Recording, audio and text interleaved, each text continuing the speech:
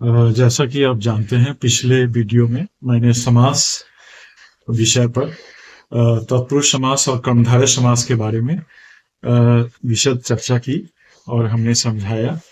आज हम बात करेंगे बाकी बचे हुए समास के बारे में। तो बाकी बचे हुए समास में तत्पुरुष और कर्मधारय के बाद द्विगु समास आता है। सबसे पहले हम ये जान लें कि द्विगु समास आखिर है क्या। तो द्विगु समास में भी दो पद होते हैं। पहला पद जो है गौण होता है और दूसरा पद प्रधान स्थिति में होता है। और पहले पद की खासियत यह है कि पहला पद संख्यावाची होता है और दूसरे पद में ये समूह या समाहार शब्द लगा हुआ होता है।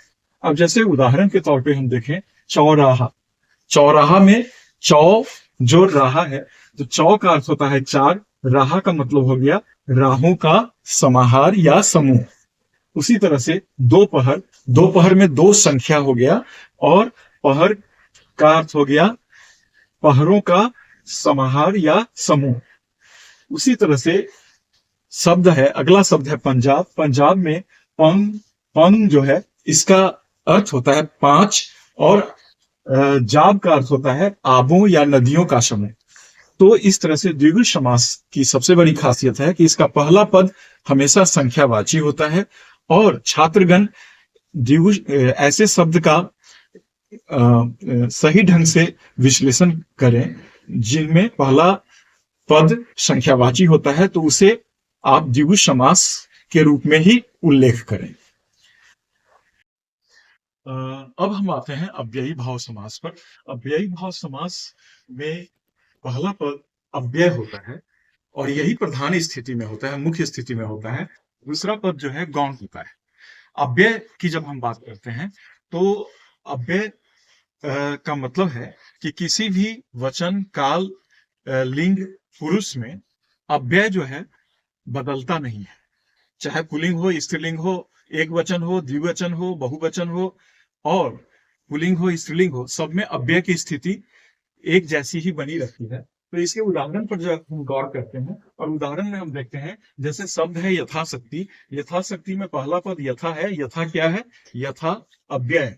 और शक्ति जो है इसको अगर हम विग्रह करेंगे तो शक्ति के अनुसार।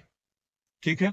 उसी तरह से दूसरा शब्द है आजीवन। आजीवन में आ जो है ये क्या है? अव्यय है। और जीवन, जीवन जो है का मतलब हुआ जीवन भर। तो आजीवन का अर्थ हो गया जीवन भर।